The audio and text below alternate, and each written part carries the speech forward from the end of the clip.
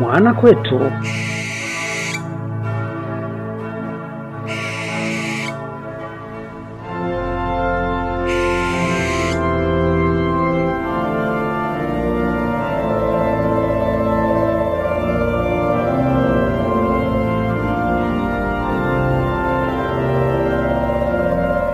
Ifuatayo ni sehemu tu ya tafakari ya Baraza la Maaskofu Katoliki Tanzania TEC iliyotolewa na Askofu Wolfgang Pisa, rais wa baraza hili nchini Tanzania, kufuatia yaliyotokea siku na baada ya uchaguzi mkuu wa Oktoba 29, 2025 nchini Tanzania. Karibu.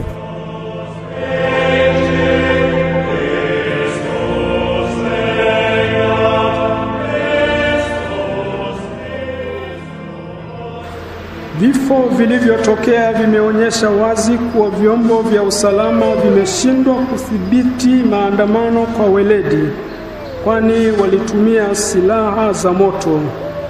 Hii ni kinyume cha utaratibu msingi wa Baraza la Umoja wa Mataifa katika kutumia nguvu na silaha za moto ya mwaka 1990 ambazo zinashauri kwamba silaha za moto zitumike tu kama hakuna njia mbadala ya kulinda maisha. Hata katika vita huwezi kutumia kila aina ya silaha. Maandamano si vita, lakini zimetumika silaha zinazotumika katika vita. Askari waliua ndugu zetu wasio na silaha holela na kwa ukatili mkubwa kama wanyama.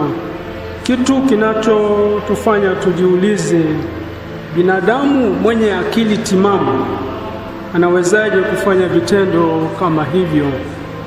Kuwakatalia majeruhi haki ya kupata matibabu ni jambo ovu, kwani linakiuka haki ya kupata huduma za kitabibu na pia ni kinyume na maadili ya sayansi ya tiba. Lengo la tiba ni kutunza uhai, ambayo ni zawadi kutoka kwa Mungu na ni haki za kila binadamu. Imethibitika kuwa baadhi ya waliopoteza maisha miili yao haijapatikana. Inasikitisha ya kuwa baadhi ya watu walipotaka kuwazika wapendwa wao hawakuikuta miili hiyo. Tunaomba kama wadau wengine walivyokushaomba kuwa ni hekima na busara kuwapatia wanafamilia miili ya wapendwa wao, wakaipumzishe au kuisitiri kwa heshima kadiri ya imani ya dini, mila, desturi na tamaduni zao. Imani yetu inatufundisha kuwa kuna maisha baada ya kifo na kifo si mwisho. Maana parapanda italia, wafu watafufuliwa, wasiwe na uharibifu, nasi tutabadilika. Barua ya kwanza ya Paulo mtume kwa Wakorinto sura ya 15 mstari wa 52.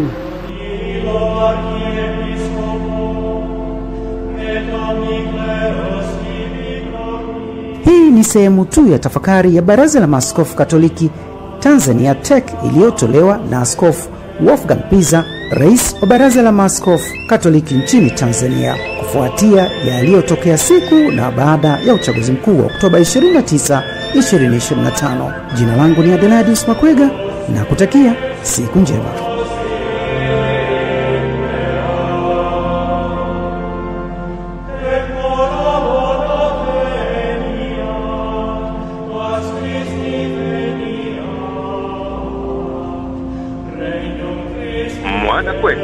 Mwana kwetu.